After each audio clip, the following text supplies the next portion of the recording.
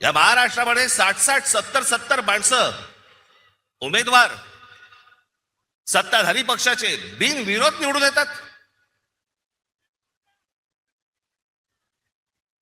तिकडच्या मतदारांचा मतदानाचा अधिकार पण त्यांना देणार नाही तुम्ही.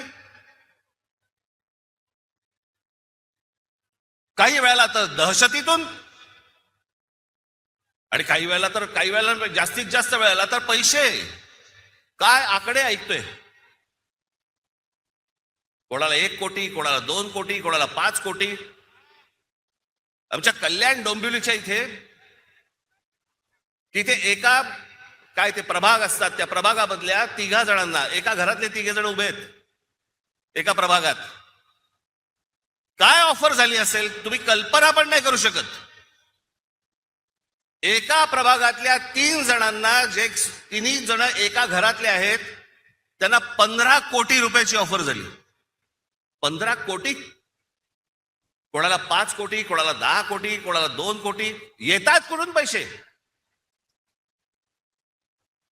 या लेवलला इथपर्यंत परिस्थिती आणली तुम्ही महाराष्ट्राची.